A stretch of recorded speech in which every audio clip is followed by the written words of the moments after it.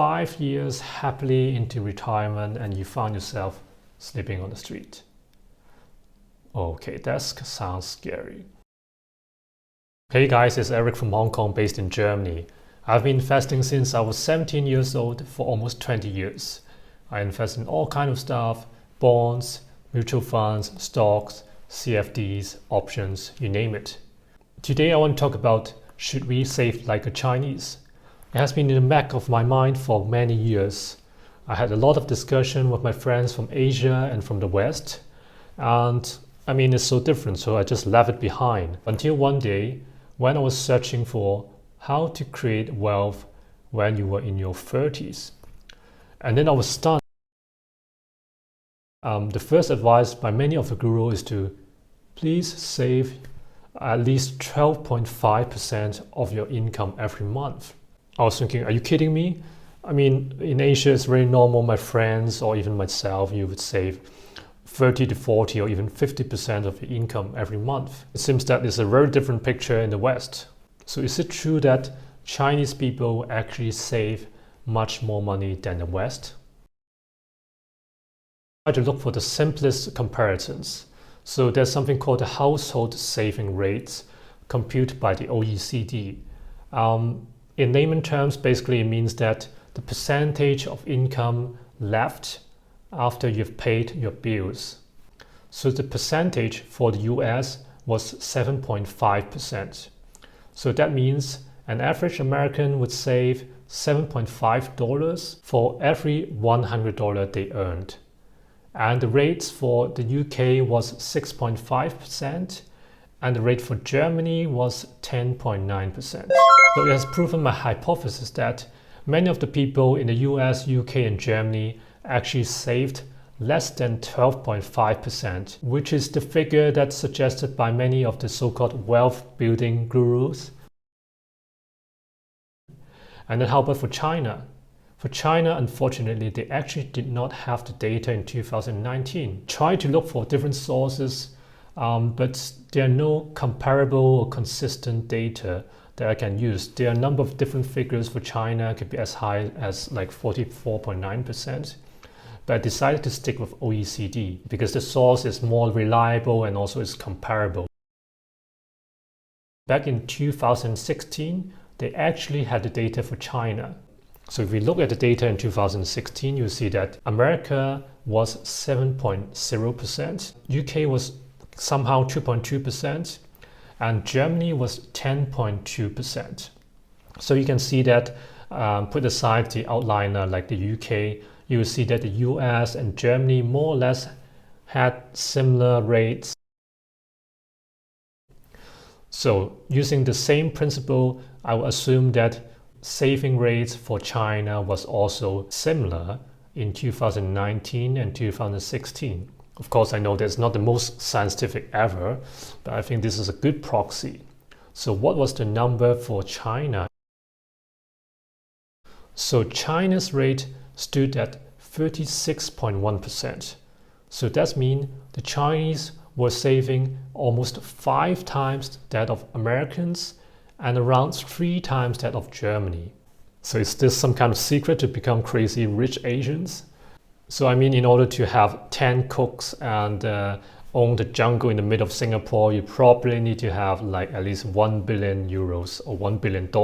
And I think that you don't need too much common sense to understand that normal people as an employee is not going to save $1 billion just from salary, right? So saving your 50K or 100K salary is not going to make you crazily rich Asians, not going to make you a billionaire. Well, nonetheless, should you save like a Chinese? So one step back, why are we saving money? Because it's mainly for retirements and some unexpected expenses. So we could talk about, health and accidents. If you are from the UK or you're from Germany, you're more or less covered because you have the NHS or mandatory health insurance. You basically don't really need to worry about the finance for health issues or accidents. Well, it's a bit trickier in the US, but I think if you opt for, health insurance, accident insurance, you should be more or less covered.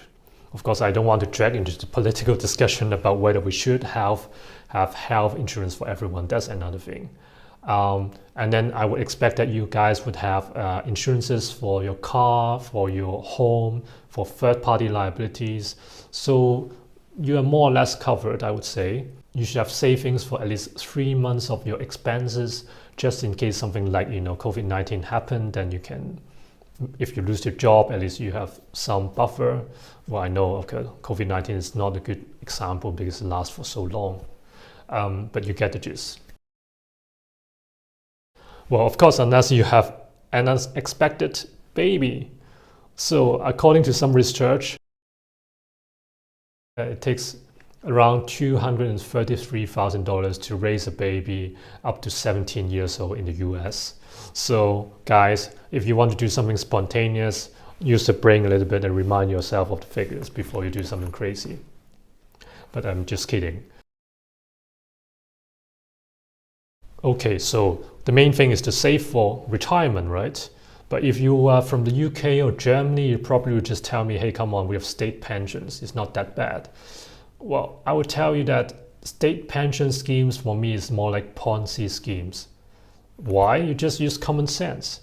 If you look at the typical demographics of, like Germany or Japan is a good example, or many of the developed countries or even China, is the inverted funnel. If you remember, like the chart about how the old people on top and the young people at the bottom, and then you will see that there will be more and more old people living longer, and there are less and less babies.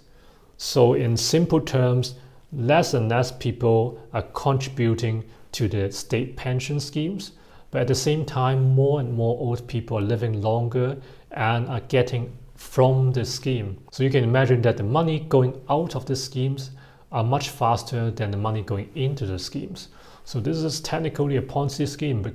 So me, for myself, I would just consider my contribution to the state pension in Germany as a charitable donation to the older citizens. I would not rely on that. That's why you need to save for your retirement. So how much do I need to save then? Let's do some calculations. Median income in the USA in 2019 was roughly $34,000 per year. So if we make some assumptions, assuming that you are 30 years old without any savings, you're going to retire when you are 67 years old, and then you will work a further 37 years. Your income will increase roughly 5% per year. You may say, okay, 5% sounds very low, right? But if you take into account that I'm starting to calculate the 5% on the second year already, every single year with compound interest, the power is very high. So even you actually got a promotion after 5 years with 20% or 30% increase of salary, still this assumption with compound interest, with the power of compound interest having 5% since the second year every year on top of it, you might very much get a reasonable assumption. And then we assume the inflation is around 2%. So in the past decades, the inflation in America was around 2.9%, but we adjusted lower because obviously the growth rate would be lower than, for example, compared with China. And then the investment return, we assume that would be a 7% when you were still working, and would be 6% when you actually go into retirement. Obviously, you would have less risk appetite when you totally rely on the income from the investment. So that's why we adjust it downward. You may say like 7% sounds like quite low, right?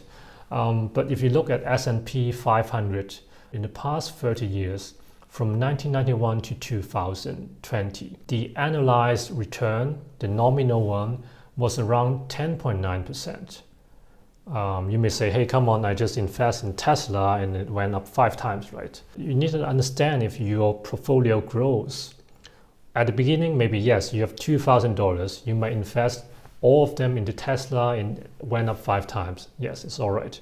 But as your portfolio grows, if you have $2 million, you're not going to invest all $2 million into Tesla Well, I mean, normal people wouldn't do that. Maybe you would do that, and you would probably have some stocks that do not perform as well. Or you probably have part of the portfolio to invest some instruments that have lower risks, for example, bonds. So you're not going to get 500% per year. So 7% is a decent assumption. If you compare with Warren Buffett's return in the past, the annualized return from Warren Buffett in the past decades, you would say that this is actually quite a good assumption. Okay, so you are a good boy, you save 7.5% of your monthly income for years, and then now you're 67 years old. Time for retirement. How much money are you going to get? With all the assumptions above, you will get around $733,000. Well, sounds pretty decent, right? If you were to maintain 80% of your living standard, basically 80% of the level of spending before you retired, you can survive, well, guess how long? 5 years. So yeah, by the time you're 72 years old, 5 years happily into retirement, and you find yourself sleeping on the street. Okay, that sounds scary. So I try a little bit, tweak a little bit, and see, okay, with the same assumptions, so how many percent should I save per year until I can live up to 90 years old, spending up to 80% of the previous spending I had before retirement? Well, the answer is 25%. Yes, you need to save around 25%. So by the end of your working life, you will have around $2.4 million. That would enough for you to survive from 67 years old until 90 years old. And even with spare cash of $80,000, which you can buy a nice coffin. Of course, the results varies a lot with your different assumptions, but I believe my assumptions, many people would assume they have much higher income growth or much higher, investment return. But I had a look at many resources. I think these are very reasonable expectations. Yeah, I know. I mean, it sounds quite difficult to set aside 25% of your money every single month. I mean, well, not too difficult for Asians. We are used to that, 40% or so. But yes, I know it's not easy, but it's a matter of your priorities. I mean, do you actually need a $1,000 latest iPhone while you already have an iPhone? Or, I mean, you can just spend $200 with a Chinese smartphone, which actually functions pretty well as well. Do you actually need the best cameras on earth? And probably you might even spend more because you might buy a house and you might have babies, all sort of unexpected expenses. So I would say that 25% of your income is really a reasonable proportion of money you should save every single month. Well, you may say that, hey, come on, I saw that like Robert Kiyosaki, the author of Rich Dad Poor Dad, or Ray Dalio is telling us, hey, not to save money because the central banks are printing money every single day. Well, that's true, but it doesn't mean that you should just spend all your money, idiot. Only that you should not save them as money. You should invest them. Well, probably is not the best timing to invest in real estate because of the bubbles, but you should consider investing in stocks, in funds, in commodities. There are many choices, anything but just putting in the savings account because it's going to depreciate. The value of money is going down because the more money you print from central banks, the less value your money is. That's just common sense. So in summary, saving alone is not going to get you into the status of crazily rich Asians level. However, you need to save because the pension schemes of most of the countries are not sustainable. So you need to look after yourselves. The good thing is that you do not have to save as much as the Chinese. In fact, you only need to set aside 25% of your income every month, and you should be able to survive when you got retired. However, you should not just save them as cash and let them idle in the bank account, because central banks are printing money and the value of money is going down. So you need to invest. I will talk about this topic in separate videos. So how about you? How much do you save as a percentage of your income every single month? Leave us a comment below. I will be very happy to discuss. If you like the video, remember to smash the like button, subscribe, and share it with your friends.